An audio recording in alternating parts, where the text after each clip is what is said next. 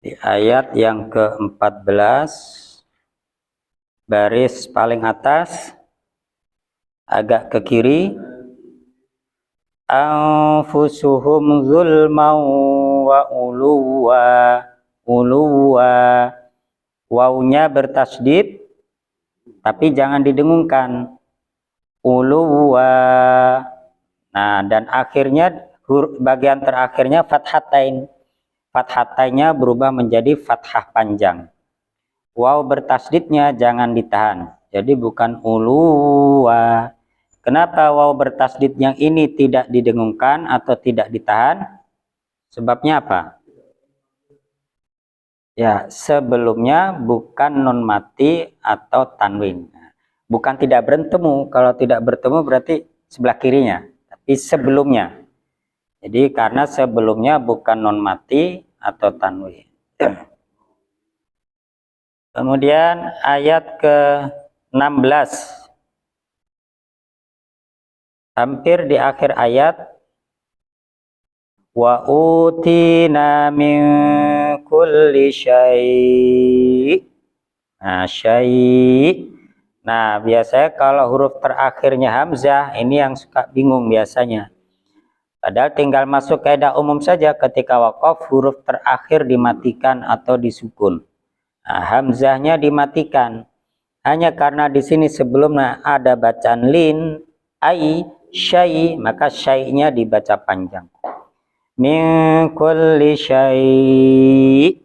Boleh 2, boleh 4, boleh 6 harokat. Sama dengan surat Quraisy.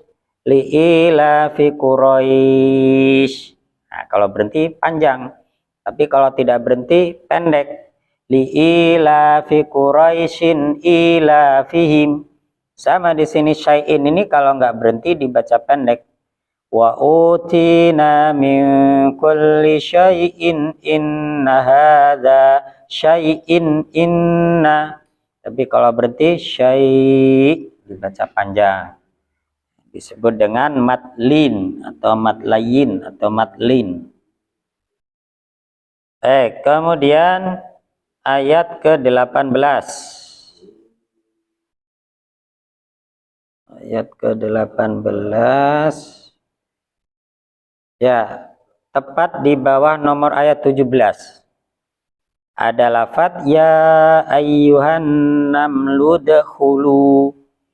Nah, kalau dimulai dari sesudah an-namlu, bacanya apa? Dimulai dari sesudah an-namlu. Udkhulu. Udkhulu.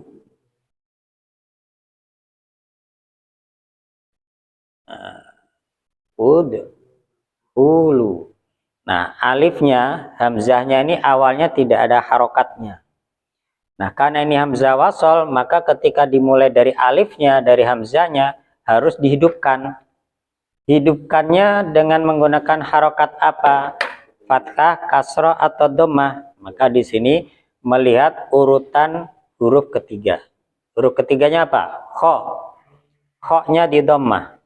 Karena kho-nya di dhammah, maka alifnya, hamzahnya di dhammah. Seandainya nih, huruf ketiga kho-nya itu di fathah, maka alifnya di kasroh. Nah, jadi seandainya nih kho-nya fathah. Seandainya kho-nya di fathah, bacanya apa? Idkholu. Nah, idkholu. Terus lagi kalau misalnya huruf ketiganya kho-nya di kasroh, maka alifnya di kasroh. Jadi alif ini pilihannya cuma 2, dhammah atau kasroh. Jadi seandainya kho-nya ini kasroh, bacanya bagaimana? Idkhilu, idkhilu. Nah, tapi di Al-Quran nggak bakalan ketemu lafadz idkhilu. Ini cuma berandai-andai. Tapi lafadz yang lainnya ada yang huruf ketiganya kasroh, ada yang huruf ketiganya fathah. Jadi yang menjadi acuan huruf ketiganya dulu. Kalau huruf ketiga dhammah, maka alifnya di dhammah. Kalau huruf ketiga fathah atau kasroh, maka alifnya di kasroh. Baik. Kemudian ayat ke-21. Ya, ayat ke-21 baris ketiga dari bawah ujung kiri. Nah, di situ ini kalau tidak berhati-hati bisa itu kebingungan karena ada huruf yang tidak terbaca. Aula albahannahu. Aula a. Nah, setelah a ada alif. Nah, tapi alifnya di situ tidak difungsikan.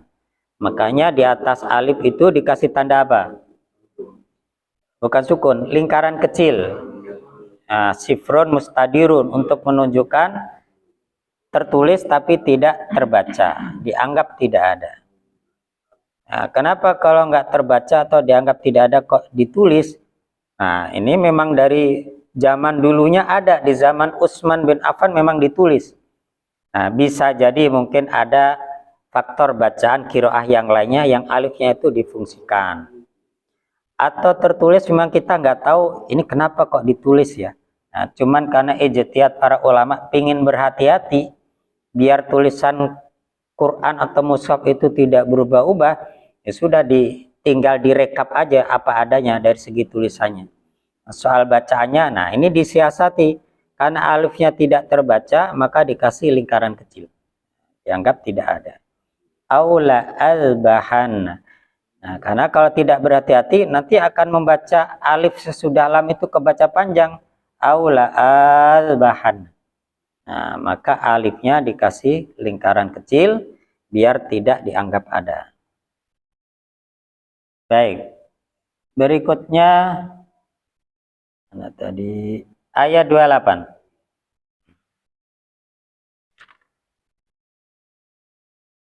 Ayat ke-28. Idhab. Mana 28 tadi? Ya, di awal ayat bacanya apa? Pas satu lafad di awal ayat 28. Kalau sendirian misalnya, idhab ada qalqalahnya. Tapi karena di situ di depannya bertemu dengan ba atau bertemu dengan huruf yang sama, maka qalqalahnya hilang. Jadi ba-nya sudah masuk ke dalam ba yang kedua. Maka ba yang kedua dikasih tasdid. Maka membacanya idhab bi kitabi, bukan idhab bi kitabi. Dan memang lidah kita susah kalau misalnya qalqalahnya masih diadakan idhab bi, ya bisa kami sosolin kata orang Jawa. Keblibet lidahnya idhab bi, nah, susah. Maka dipermudah dengan tajwid itu, ba-nya dimasukkan ke dalam ba yang kedua, idhab bi kitabi. Sama di ayat yang lainnya, apa contoh ayat yang lainnya? Kebetulan tadi ada kisah Nabi Musa. Ya, tulisannya idrib bi asoka. Nah, tulisannya idrib bi asoka. Asalnya bacanya idrib bi asoka. Nah, kalau membacanya seperti itu susah. Idrib bi. Nah, sudah mantul ketambahan ba lagi. Maka ba yang pertama diidghamkan ke ba yang kedua. Maka ba pertama hilang. Nah, ba yang kedua ditambahin tasdid. Jadi membacanya idrib bi asoka. Jadi kaidahnya setiap ada dua huruf yang sama. Nah, huruf yang sama, tak dengan tak, ba dengan ba, kaf dengan kaf. Yang pertama hidup, nah yang pertama mati, yang kedua hidup, apa a, apa i, apa u, maka huruf yang pertama harus diidghamkan. Nah, kalau sudah diidghamkan, maka huruf yang kedua ditambahin tasdid. Jadi tasdidnya ini tasdid tambahan. Baik. Satu lagi ayat 29.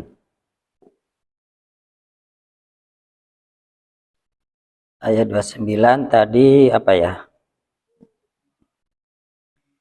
Oh ya, mala'u. Ya. Qalat ya ayyuhal mala'u.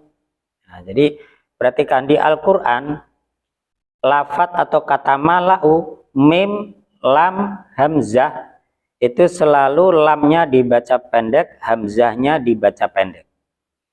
Nah, karena nanti di Al-Quran ada 3 macam tulisan mala'u. Kalau yang alnya itu tambahan saja. Nah, saya berdiri. Yang pertama, mala'u tulisannya sebagaimana aslinya.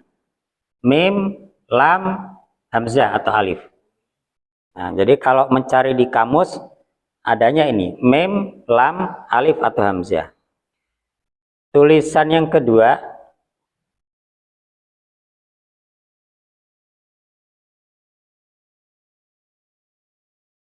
apa? Ada tambahan apa ini? Ada tambahan ini, alif. Nah, alifnya ini tidak difungsikan, tapi tertulis. Makanya di Al-Quran dikasih lingkaran kecil. Sehingga kalau tidak berhati-hati akan membaca mala'u. Yang ketiga, seperti yang barusan tadi.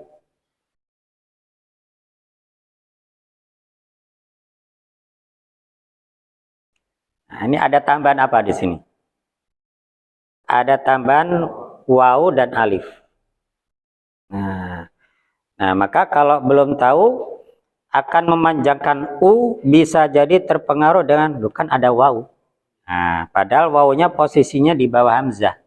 Kalau ada ya di bawah hamzah, yang dibaca hamzahnya.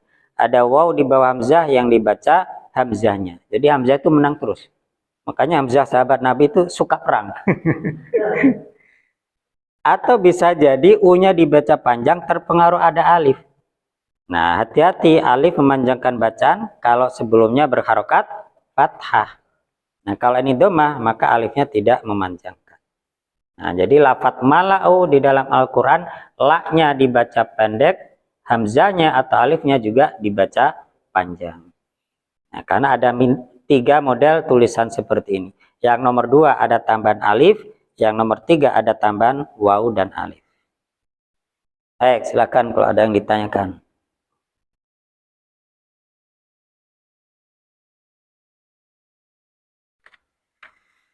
Baik, kalau tidak ada kita tadabbur ayat. Kebetulan ada momennya Isra Mi'raj. Di sini tidak secara langsung menyebutkan Isra Mi'raj, tapi ada benang merahnya, ada kemiripannya. Di sini tadi disebutkan tentang Nabi Musa. Ya, berapa tadi ya? 19. Nah, ini ayat ke-7, ayat ke-7.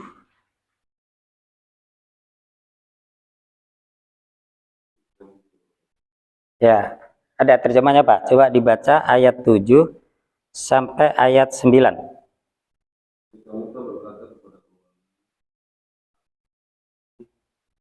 Akan membawa kabar tentang tahu aku akan membawa Suluh ya.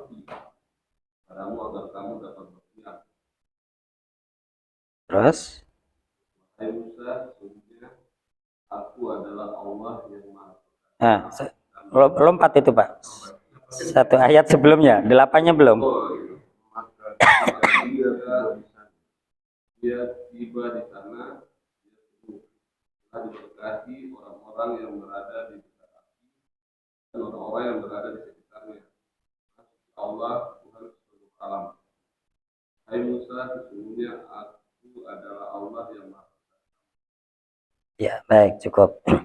Jadi kalau di ayat ini menyebutkan tentang Nabi Musa berada di Bukit Sinai atau Bukit Tursina. Di situ bertemu dengan Allah. Allah berkata kepada Nabi Musa tanpa perantaraan malaikat Jibril. Jadi langsung bertemu dengan Allah. Ya Musa, innahu anallah. Akulah adalah Allah yang Maha Perkasa lagi Maha bijaksana. Nabi Muhammad itu juga ketika menerima wahyu, umumnya sebagian besarnya tidak langsung Allah kepada malaikat, kepada Nabi Muhammad, tapi melalui perantaraan malaikat Jibril. Jadi ketika Allah memerintahkan kepada Nabi Muhammad untuk berzakat, itu melalui perantaraan malaikat Jibril. Untuk berpuasa melalui perantaraan malaikat Jibril dan lain sebagainya. Nah, tapi ketika Allah hendak memerintahkan kepada Nabi Muhammad untuk sholat wajib yang 5 waktu, nah itu langsung Allah kepada Nabi Muhammad. Kapan peristiwanya? Pada saat Isra dan Mi'raj. Pada saat Isra dan Mi'raj. Ini termasuk diantara yang menunjukkan pentingnya menjaga sholat. Nah, jadi kalau syariat-syariat yang lainnya itu melalui perantaraan malaikat Jibril. Tapi ketika memerintahkan sholat yang 5 waktu, nah, tanpa perantaraan malaikat Jibril. Awalnya memang Nabi Muhammad dari Masjidil Haram itu ditemani, dipandu, didampingi oleh malaikat Jibril. Sampai naik ke langit ke-1, ke-2 masih disertai malaikat Jibril. Sampai terakhir langit ke-7 malaikat Jibril.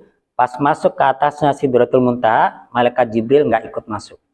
Cuman berdua Allah dengan Nabi Muhammad. Nah, jadi itu menunjukkan pentingnya sholat sampai untuk menyampaikan kepada Nabi Muhammad itu tanpa perantara. Nah, mungkin juga bapak-bapak di kantor ini kalau untuk tugas-tugas yang lainnya bisa pas dengan di level atasnya.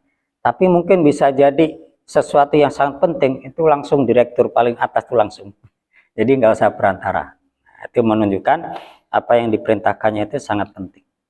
Nah, apalagi perjalanan Isra Mi'raj itu dari Masjidil Haram ke Masjidil Aqsa. Dari masjid ke masjid.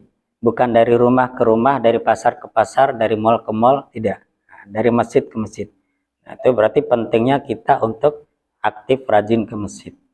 Nah, tentu kecuali yang akhwat. Nah, ketika Allah Subhanahu wa taala memerintahkan kepada Nabi Muhammad untuk sholat, awalnya diperintahkannya berapa kali sehari? 50 kali sholat. Nggak sempat kerja, Pak. Nggak sempat kerja. 50 kali. Ketika turun ketemu dengan Nabi Musa, ketemu Nabi Musa yang tadi di Al-Quran itu. Nah, kata Nabi Musa, umatmu nggak bakalan kuat. Umatmu nggak bakalan kuat. Minta sama Allah, minta dispensasi, minta didiskon sholatnya, dikurangin 5. Turun lagi, oh masih belum kuat, naik lagi. Jadi mundar-mandir tuh Nabi Muhammad demi untuk umatnya, sampai akhirnya dikurangi, finishingnya 5, udah nggak bisa ditawar lagi. Nabi Musa maunya terus suruh minta diskon, tapi Allah tidak memberi, cukup 5. Nah, itu menunjukkan kasih sayang Allah, pemurahnya Allah, kita cuma disuruh 5 kali sholat. Nah, betapa beratnya kalau kita sehari semalam sholatnya 50. 5 saja kadang kita berat, ada yang ketiduran, ada yang kecapean, ada yang terlambat, ada yang tidak khusyuk dan lain sebagainya. Banyak kekurangannya kita. Maka cukup 5 kali sholat saja. Tapi meskipun sholatnya cuma 5 kali, yang 5 ini sudah sebanding dengan yang 50, seandainya kita sholat 50. Nah, kalau Nabi Nuh usianya berapa?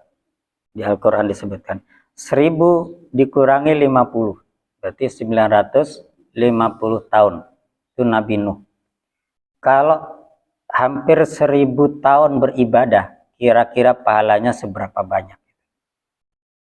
Bagaimana dengan dibandingkan umat Nabi Muhammad, usianya rata-rata sekitar 60. Itu juga kalau nyampe. Bahkan kalau ada yang lebih, biasanya sudah kurang produktif. Nah, tapi meskipun usianya paling pendek, Allah memberikan kemurahan. Banyak hal-hal yang membuat Allah melipat gandakan pahala kita. Nah, maka secara hukum dasarnya Allah memberikan kemurahan, setiap amal baik minimal dilipat gandakan oleh Allah menjadi berapa kali lipat? 10, minimal 10 kali lipat. Maka kalau sholat yang cuma 5 kali itu dikali 10 jadinya berapa? 50. Maka sudah sebanding. Maka sudah sebanding dengan 50 kali sholat. Nah, itu kemurahan dari Allah Subhanahu wa taala. Dengan sholat yang cuma 5 kali, tapi balasannya sebanding dengan yang 50 kali. Maka mudah-mudahan Allah Subhanahu wa taala terus memberikan kemurahan kepada kita dan kita tidak menyia-nyiakan kemurahan yang diberikan oleh Allah Subhanahu wa taala, kita bisa memanfaatkan untuk hal-hal yang lebih baik. Baik, kita akhiri dengan doa kafaratul majelis. Iya ya. Kalau meninggalkan minus 10 enggak? Tidak. Bagi enggak? Itu lagi-lagi kemurahan dari Allah. Jadi kalau kebaikan ya.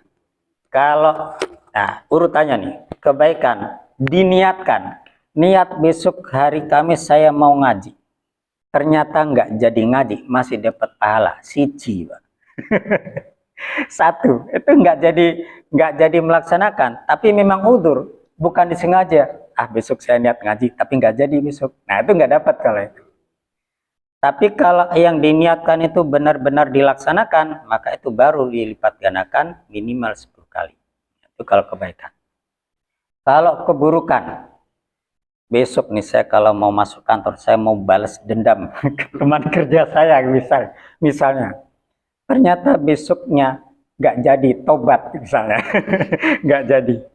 Nah, itu tidak jadi melaksanakan keburukan, maka dia nggak dapat dosa.